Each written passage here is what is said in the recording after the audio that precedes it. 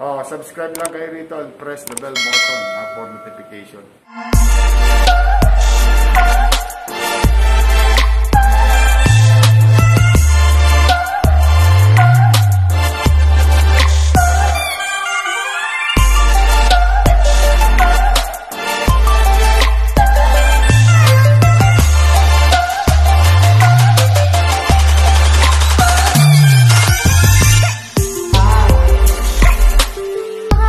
Ay inaanayahang tumayo sa media box. Morning, Christian. Mga kababayan, pasalubungan po natin ng masigabong palakpakan ang pagdating ng ating punong lungsod, Francisco Isko Moreno Domagoso.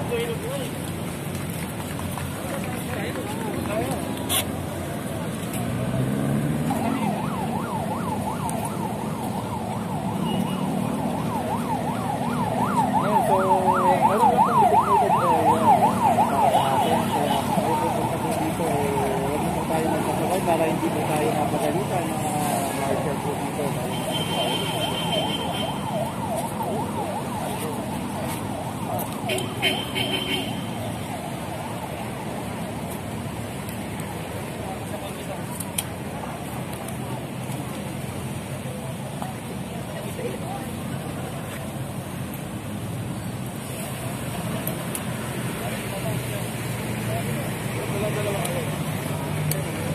Isang mapagpalang umaga po sa lahat ng marinito ngayon upang gumitain ang ika-157 anibersaryo ng kapanganakan ng tagapagtatag ng ating katipunan.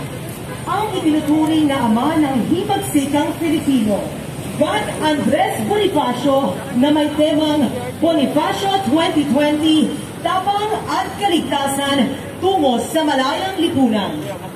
Si Andres Bonifacio ay isang Pilipino makabayan at revolusyonaryo na nagtatag at lumaon, naging supremo ng kilusang katipunan o kilala rin bilang kataas-taasan, kagalang-galangang katipunan ng mga anak ng bayan na naglayong makamtan ang kasarinlan ng Pilipinas mula sa Espanya at nagpasimula ng himagsikang Filipino.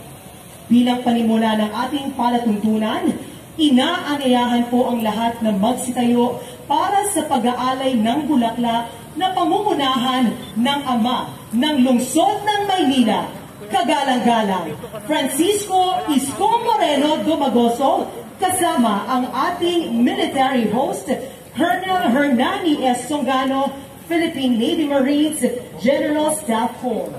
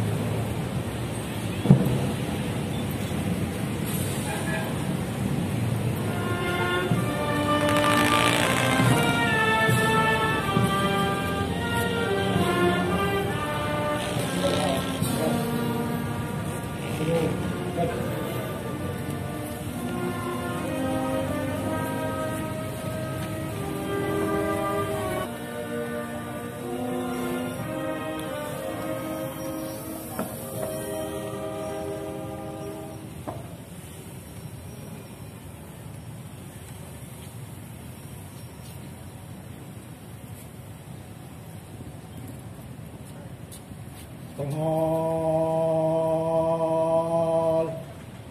Ho! Munod po muna ang tanghal.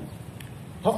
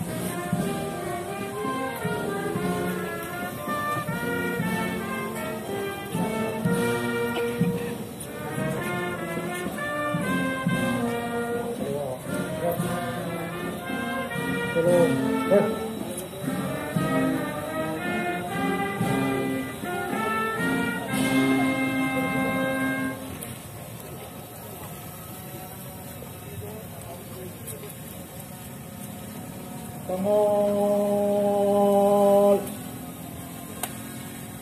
Ho! Oh, terkenal tanghal.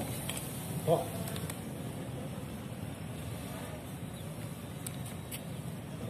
Ano terkenal, mata. Ho. Adalah. Balik.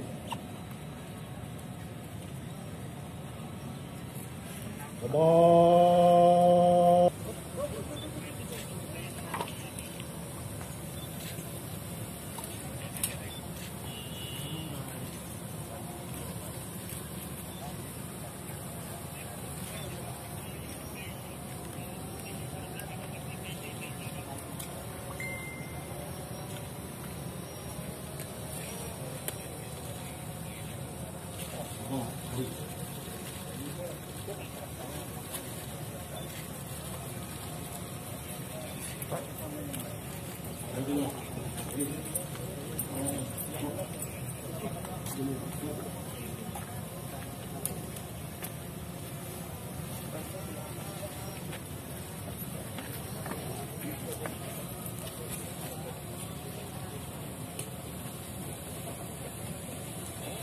Maraming salamat po sa hukbong dagat ng Pilipinas.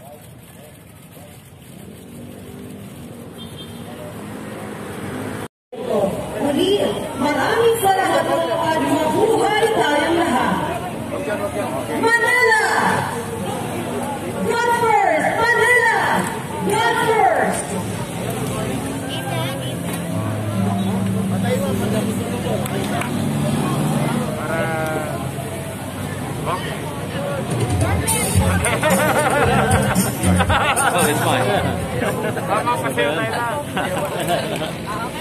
Yeah, good. Okay. Ano na pag-usapan sa MLC kagabi? Meron na ba tayo nagiging na negotiation doon? I think GM Jojo will update you later. But as far as the status of Metro Manila, still under GCQ. And one of the issues that raised is the proper coordination of religious sector not to commit any violation with regard to IADF rules, especially existing laws with regard to parade and any mode of parade. Ano muna, ako naman, on a personal note, nakikisuyo talaga. Huwag muna kasi as of yesterday, we have about 410 still active. While if you look at it, it's a low number, but wala pa tayong experience or data that will prove or disprove that yung cold weather condition will surge or continue to decline the infection. Second, wala pa rin tayong data about the effects of these holidays. And more so, come January, may malaki tayong fiesta. Ang ating mahal na poong Nazareno at mahal na Santo Niño. So, at least, inaabasan na natin, paulit-ulit tayo nananawagan, huwag na silang magpakasakali. For the meantime, let us pray solemnly. Maraming pamamaraan ng pagiging malapit sa Diyos. In fact, we were given by God to pray anytime and talk to Him anytime.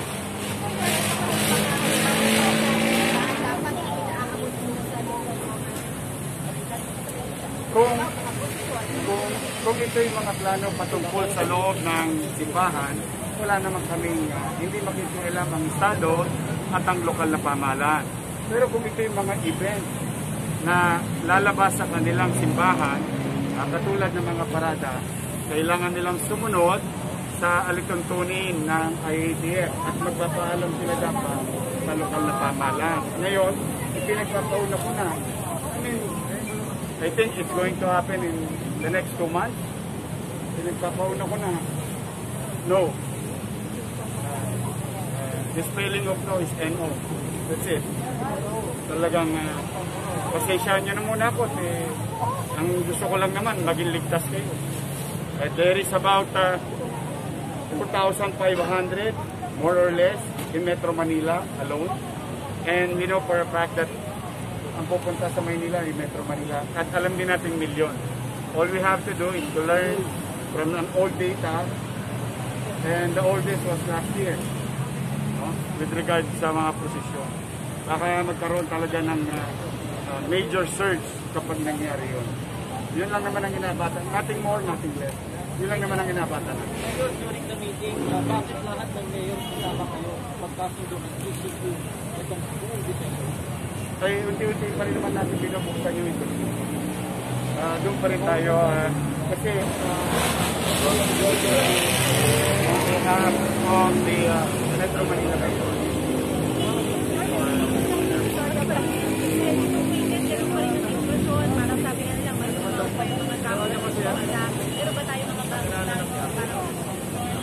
Basta, pakisuyo mo lang. Kung talagang excited kayo makapamili ng mura, diskwento, no? Mababaliwala lahat ang diskwento ninyo kapag nagpabaya kayo. And one of the key to protect yourself is to really wear mask or face shield, with face shield. Wash your hands and practice physical distancing. Kung huhulihin naman namin kayo at ilalagay namin kayo sa kulungan, it doesn't make sense. Kaya ang pinakamagandang halimbawa pwedeng ipakita ng bawat Pilipino sa mundo, tayo ay may kusang disiplina. While we welcome you to the city of Manila, I would like to remind you, there is still infection with regard to COVID-19 in the city of Manila. 410 are confirmed cases from yesterday. So can you imagine there are 410 minimum individuals who were engaged to 410 confirmed cases. So they may be walking right now. Maybe they are asymptomatic. Maybe they are infected. Maybe they are not. So just to be safe, ugaliin natin na talagang mag-iwas-iwas. Huwag kayo magmamadali sa diskwento. Talaga. Lahat na na-discount nyo, kapag nagka-COVID kayo. At hindi pa yan garantiya na kapag may pera ka, ligtas ka na sa COVID. No. Dito, pantay-pantay ang tao. Kaya, paalala ko ulit, welcome po kayo sa Maynila. No? Dahil ang gusto namin, hanap buhay, at ang hanap buhay, magbigay ng trabaho. O yan ang gusto namin mangyari in the next weeks, months, and especially next year. But we must be responsible. We will continue to police the area, but pinakamainam, pinakamabisa ay yung kusang disiplina. Yun ang hinihikayat namin. Pero kanina sinabi mo ng kabataan. Kaya kanina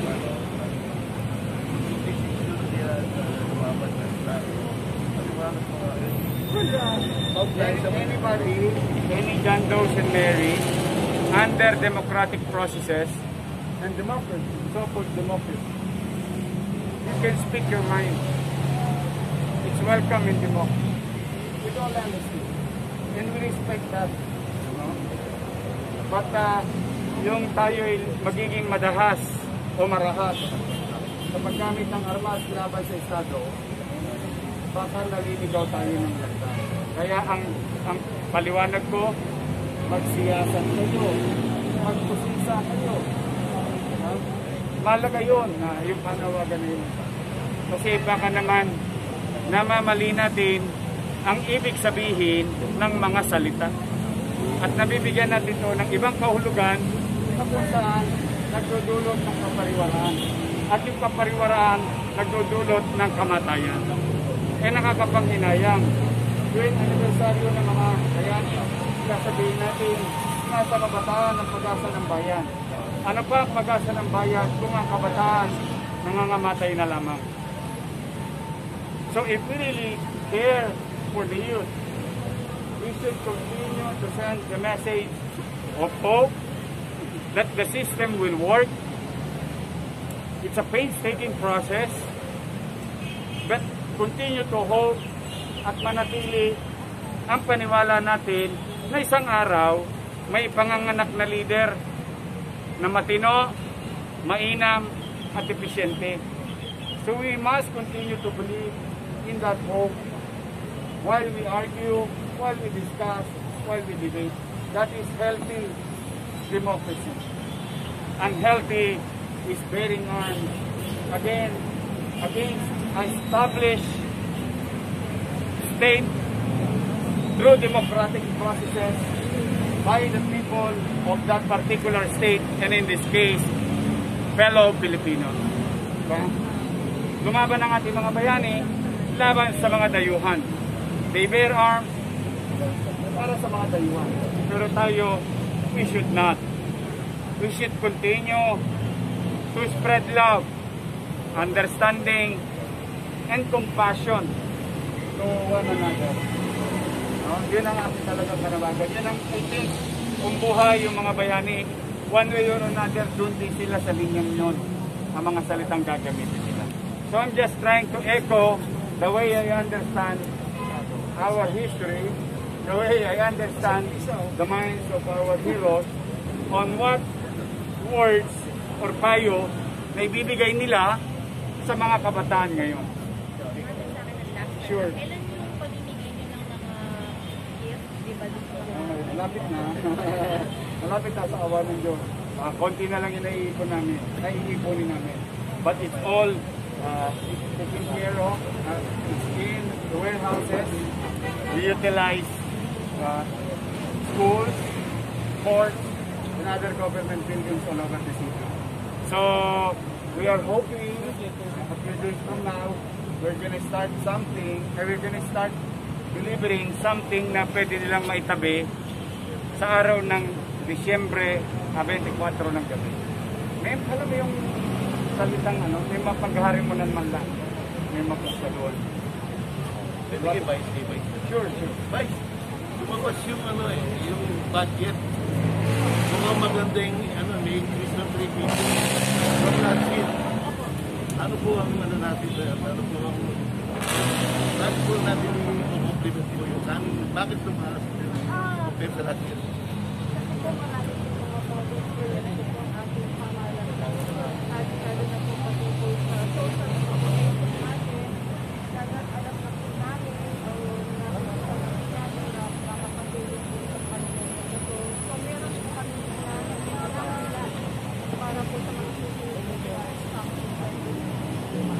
So, malaking konto na talaga nakaabang para sa pandemya. Direct, tangible. Hopefully. Thank you po. Do you have any update po sa online learning mo? Ay, awa naman ng Diyos. Nakakarating pa kayo ng mga recommendation? Awa naman ng Diyos, yung ating connectivity, kasi lahat binigyan naman natin ng 10 gig per month, no, lahat ng estudyante. And we already delivered 137,000 na tablet. And of course, the teachers, no, also received laptops. So far, I think Maynila pa lang yata nakapagbigay ng ganung karaming tablet. At Maynila lang yata nakapagbigay ng laptop sa mga. I don't know. So, with regard to Manila update, I am grateful to DCS and DCS family, to the school board which I chair, to the fellow members. So, na-resolve pa natin yung problema supposed to be ngayon, but it was discussed 6 months ago. So, it was fully complied. Very, very happy. And hopefully, ang Diyos, patuloy natin may adjust yung challenges between the student and the teacher. Kasi hindi pwedeng ikubli at ikaila na may mga challenges pa rin sa online learning. Pero the access to it with regard to the City of Manila adopted the blended distance learning. I'm very happy and we will do our best. There is still a need to innovate at palakasin pa. You were always thinking for a parent yourself. May challenge. Yung online learning ba talagang May challenge lang. challenge? But that's the only way. I don't like a vacuum to our youth today na magpahinga sila kasi may pandemya. Wala mo na mag-aaral. No. This is the best, or at least wala mag-ibang choice for now. So we should try to adapt, and parents like me should adapt. Students should adapt. We have to adapt. I think that's one of the lessons that we have to learn in this country. Thank you. Thank you.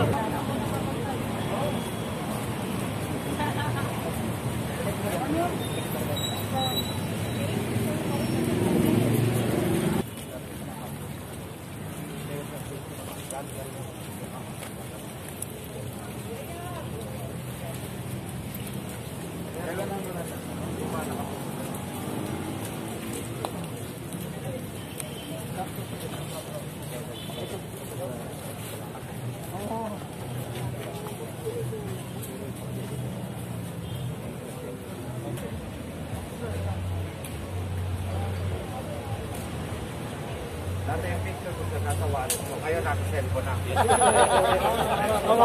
picture na. Hanggang dito na lang tayo. Baka bukas ang take over namin. Hanggang dito na lang. Okay na?